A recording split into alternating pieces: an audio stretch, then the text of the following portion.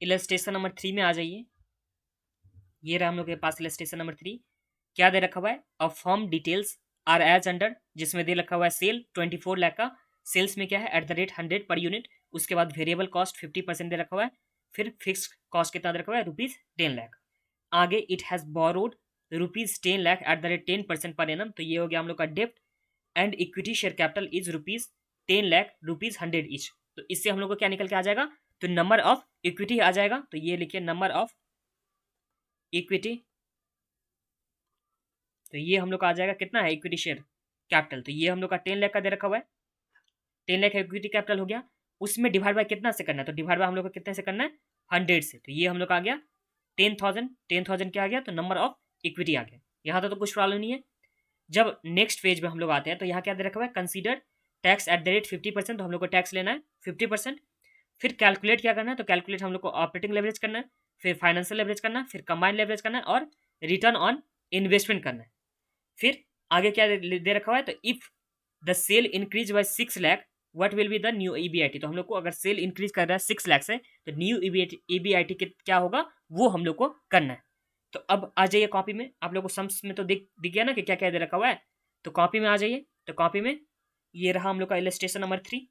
जैसे जैसे हम लोग करते जाएंगे सम्स को उस तरह से ही हम लोग को समझना है। तो ये रहा इलस्ट्रेशन नंबर 3। हम लोग के पास क्या दे रखा हुआ है? सबसे पहले सेल्स दे रखा हुआ था, वेरिएबल कॉस्ट दे रखा हुआ था, फिक्स कॉस्ट दे रखा हुआ था। फिर हम लोग को इंटरेस्ट निकल के आ जाएगा, डेब्ट जो दे रखा हुआ था उसके इन्फॉर्मेशन थे। तो इस तरह से हम लोग इनकम स्टेटमेंट बना सकते हैं। तो हम लोग को क्या करना है? सबसे पहला काम इनकम स्टेटमेंट बनाना है। तो देखिए लिखिए इनकम स्टेटमेंट। आप लोग खुद से बनाइए बनाइए और मिलाते जाइएगा। जैसे देखिए हमेशा आप लोग को जैसे मेरे साथ करते करते हो सम्स करते हो उस टाइम में आप लोगों को क्या करना है? खुद से ट्राई करना है। सबसे पहले जैसे ही मैं क्वेश्चन समझा दूंगा उस वैसे ही आप लोगों को खुद से उसी टाइम में ट्राई करना है। अगर नहीं बन पाता हो तो फिर आप लोग को सॉल्यूशन देखना है, या जब रिवीजन करोगे तो उस टाइम में आप लोग डबल के स्पीड में कर लो, जैसे भी कर लो, बट उस टाइम में अपने आप लोग अच्छे से कर लीजिएगा। अब ध्यान दीजिए इनकम स्टेटमेंट में सबसे पहले हम लोग कहाँ से स्टार्ट करते हैं? तो हम लोग स्टार्ट करते थे सेल्स से। सेल्स कितना दे रखा हुआ था हम लोग को सम्स में? तो सेल्स दे रखा हुआ है 24 लाख का, minus variable cost. Variable cost कितना परसेंट दे रखा है? तो 50%। तो ये हम लोग का कितना आ जाएगा? तो 12 लाख आ जाएगा। यहाँ तो कुछ प्रॉब्लम नहीं है। तो ये हम लोग का आ गया कॉन्ट्रीब्यूशन। कॉन्ट्रीब्यूशन कितना आ गया? तो ये आ गया हम लोग का 12 लाख। ओके। फिर माइनस फिक्स कॉस्ट सम्स में दे रखा हुआ है। फिक्स कॉस्ट कितना दे रखा हुआ है सम्स में? तो ये दे रखा हुआ है 10 लाख। तो ये हम लोग का हो गया फिक्स कॉस्ट। तो यहाँ 2 लाख क्या आ गया? Earning before interest and tax. अब माइनस हम लोग के पास टैक्स भी दे रखा हुआ है। तो टैक्स करेंगे तो minus tax at the rate 50%। तो 50% कितना हो जाएगा? 2 लाख का। तो 1 लाख हो जाएगा। कैसे? तो यहाँ 2 लाख इंटू 50%। तो ये हम लोग का क्या आ गया? Earning after tax. Earning after tax कितना आ गया? 10 लाख। यहाँ तो कुछ प्रॉब्लम नहीं अर्निंग आफ्टर टैक्स तक। अब हम लोग को प्रेफरेंस डिविडेंड तो नहीं दे रखा हुआ सम्स में। तो प्रेफरेंस डिविडेंड नहीं दे रखा हुआ तो डायरेक्ट हम लोग क्या करेंगे? Divide by number of equity. और नंबर ऑफ इक्विटी हम लोग का कितना आ जाएगा? तो नंबर ऑफ इक्विटी 10,000 आया। कैसे आया था? तो 10 लाख का हम लोग को यहाँ पे दे रखा हुआ था। 10 लाख का हम लोग को क्या दे रखा हुआ था? अच्छा यहाँ पे इंटरेस्ट हम लोग को माइनस करना था। एक सेकेंड, इस केस में इंटरेस्ट हम लोग को माइनस करना है। माइनस इंटरेस्ट जो सम्स में हम लोग को दे रखा हुआ है। क्या दे रखा हुआ है यहाँ पे? It has borrowed 10 lakh. यहाँ पे कैपिटल कितना दे रखा हुआ है? डेप्ट कितना बोरो कर रहा है? तो 10 लाख बोरोड हो गया डेप्ट।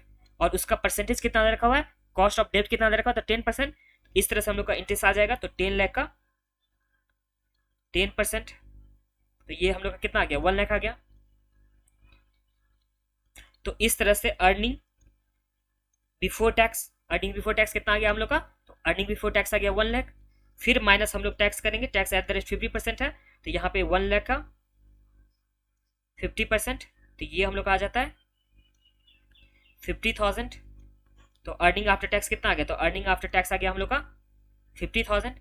अब इस 50,000 में नंबर ऑफ इक्विटी शेयर से हम लोग डिवाइड करेंगे। तो divide by number of equity share.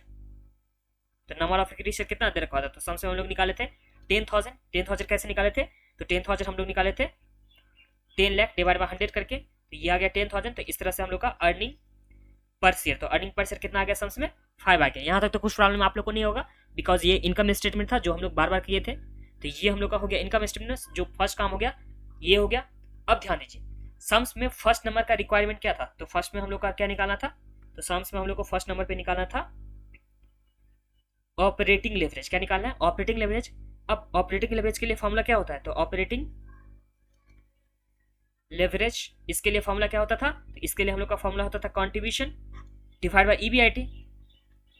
अब अभी तो हम लोग कंट्रीब्यूशन निकाले, कितना कंट्रीब्यूशन निकाले, तो ये रहा हम लोग का कंट्रीब्यूशन 12 लाख का, और ईबीआईटी कितना निकला था, तो 2 लाख का। तो 12 divide by 2 lakh, 12 lakh divide by 2 lakh, तो ये कितना आ गया, तो ये हम लोग का आ गया 6।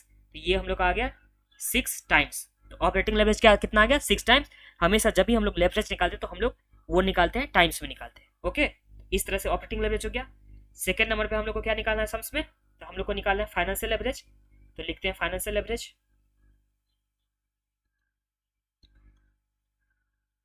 फाइनेंशियल लेवरेज का फॉर्मूला क्या होता था, तो earning before interest and tax divide by earning before tax.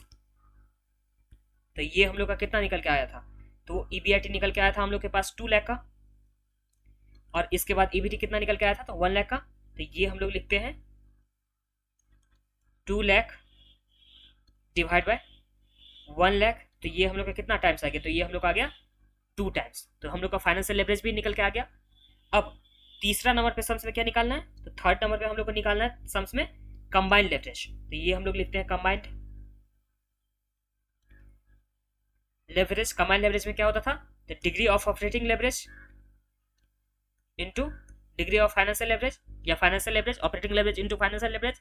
तो ऑपरेटिंग लेवरेज हम लोग कितना निकाले थे, तो 6 इनटू क्या हो जाएगा 2 हो जाएगा क्या, तो degree of operating leverage degree of financial leverage. तो डिग्री ऑफ फाइनेंशियल लेवरेज 2 हो गया, तो ये आ गया 6 2 12। तो ये 12 टाइम्स हम लोग का क्या आ गया, तो कंबाइंड लेवरेज।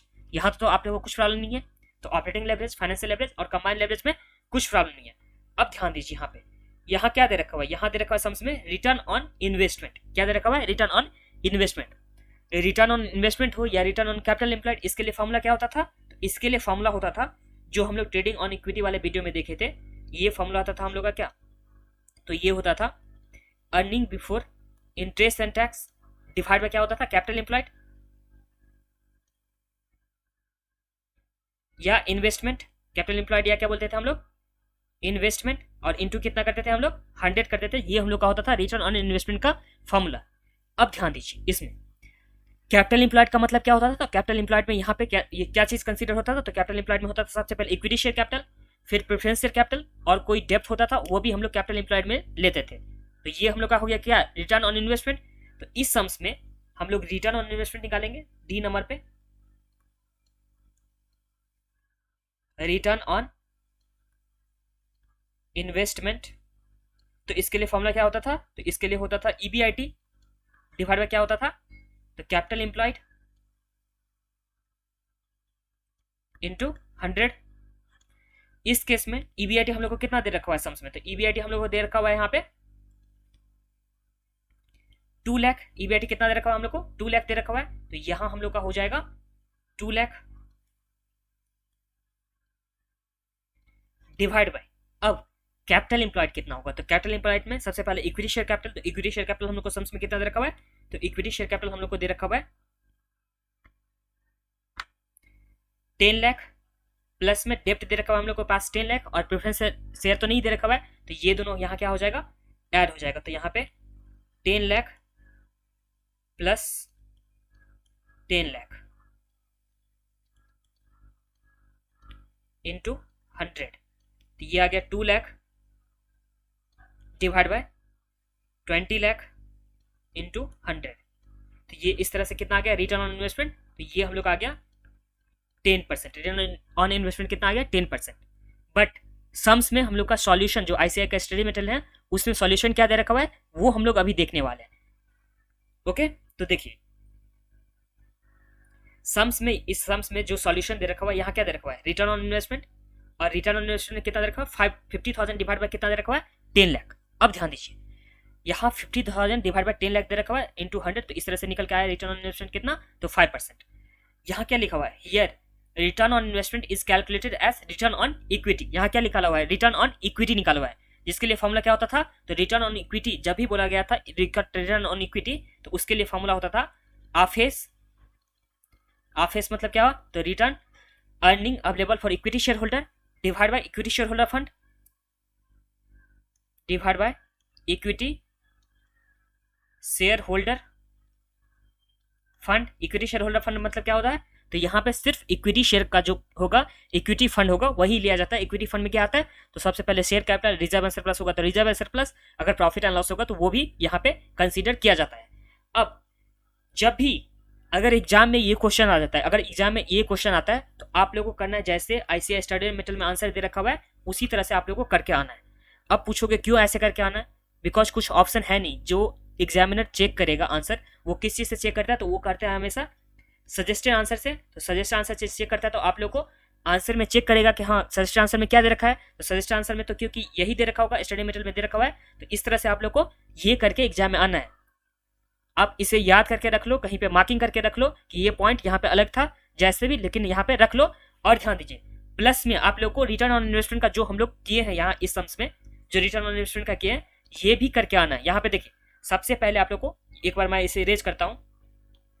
सबसे पहले क्या करना है,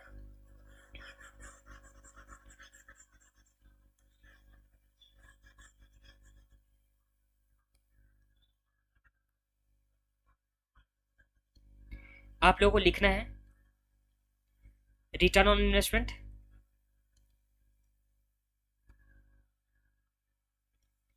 is calculated as return on equity. अब रिटर्न ऑन इक्विटी के लिए फॉर्मूला क्या होता था, तो ये होता था हम लोग का आफेस, और आफेस लिखो या earning after tax minus preference dividend divide by क्या करते थे, तो डिवाइड बाय हम लोग करते थे equity share holder fund, equity share holder fund. फिर यहाँ पे हम लोग का आफेस सम्स में कितना दे रखा हुआ है, या earning available for equity share holder, तो ये हम लोग का दे रखा हुआ था, अभी निकाले थे हम लोग, तो ये निकाले थे हम लोग 50,000 अर्निंग आफ्टर टैक्स, तो ये हम लोग का हो गया 50,000, क्योंकि प्रेफरेंस डिविडेंड तो नहीं दे रखा हुआ है। Divide by equity share holder का फंड कितना दे रखा हुआ, तो ये हम लोग का दे रखा हुआ है 10 लाख का, तो ये हम लोग का कितना निकल के आ गया 5%। ये तो सबसे पहले आप लोग को एग्जाम में लिख के आना है। फिर यहाँ पे लिख देना अल्टरनेटिव, आप लोग को क्या लिखना है, ये अल्टरनेटिव लिख के आना एग्जाम में, याद करके रख लीजिए, कहीं पे लिख के रख लीजिए इंपॉर्टेंट पॉइंट में, ये सब आप लोग को भूलना नहीं, क्योंकि अगर सेम टू सेम एग्जाम में आ जाता है तो इस तरह से आप लोग को करके आना है। पहले ये लिखना है, क्या लिखना है, तो return on investment is calculated as return on equity, फिर फॉर्मूला देकर के आप लोग को करना है, एंड उसके बाद अल्टरनेटिव करके आप लोग को लिखना है, क्या लिखना है, return on investment is equal to क्या होता था फॉर्मूला, तो ये होता था earning available for equity share holder, क्या होता था, earning before interest and tax, EBIT होता था,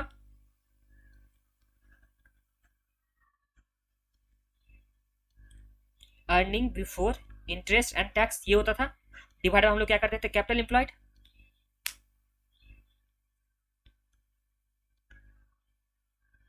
कैपिटल एम्प्लॉयड।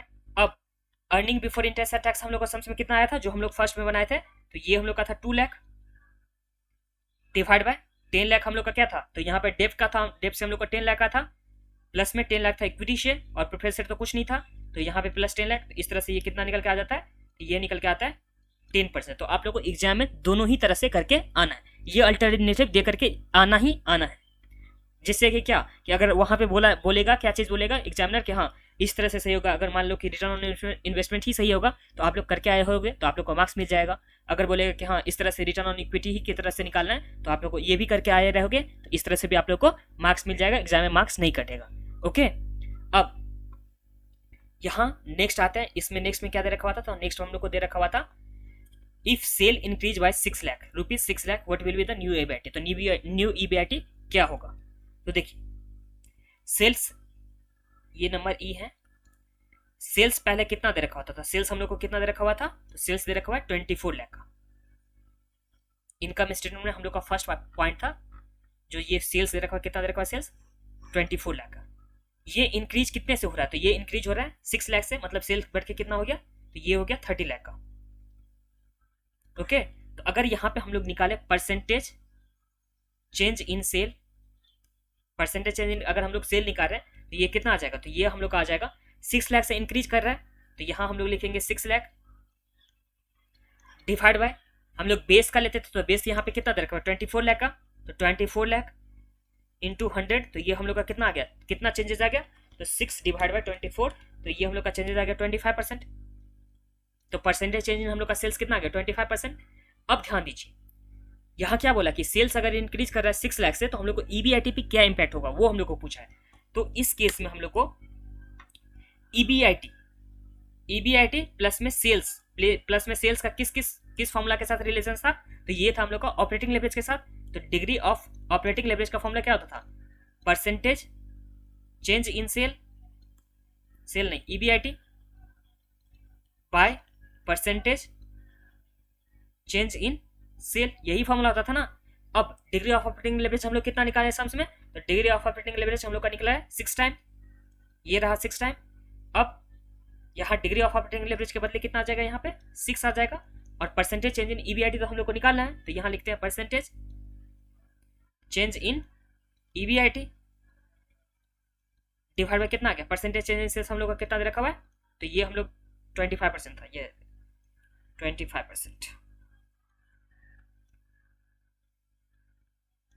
इस तरह से परसेंटेज चेंज इन ईबीआईटी ये हम लोग का कितना हो जाएगा, तो 6 इंटू 25%, 6 इंटू 25 कितना होता है, तो ये आता है 25 इंटू 6, तो ये आ गया हम लोग का 150% यहाँ पे इंक्रीज हो रहा है क्या, तो ईबीआईटी इंक्रीज हो रहा है।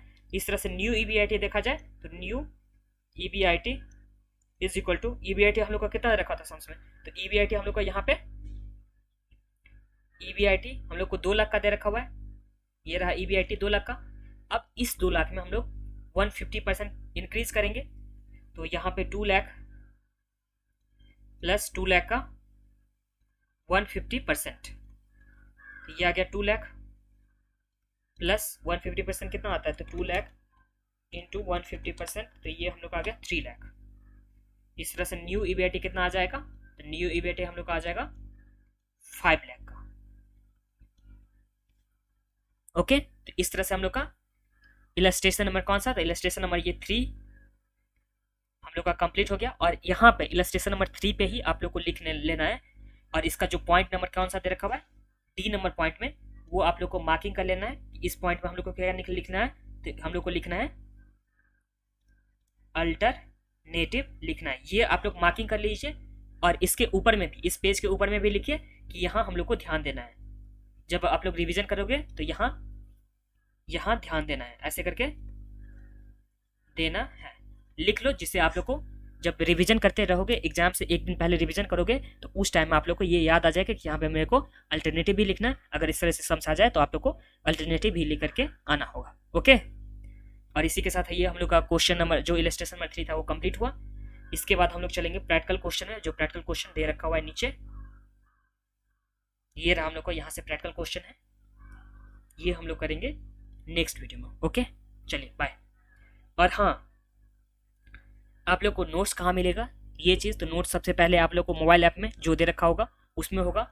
अगर आप लोग जुड़े होगे कौन सा कोर्स में, अगर exam oriented batch financial management का जुड़े होगे तो वहाँ पे आप लोग को नोट्स मिल जाएगा, या अगर पावर पैक में भी जुड़ रहे हो तो वहाँ भी आप लोग को नोट्स मिल जाएगा। ओके, चलिए बाय।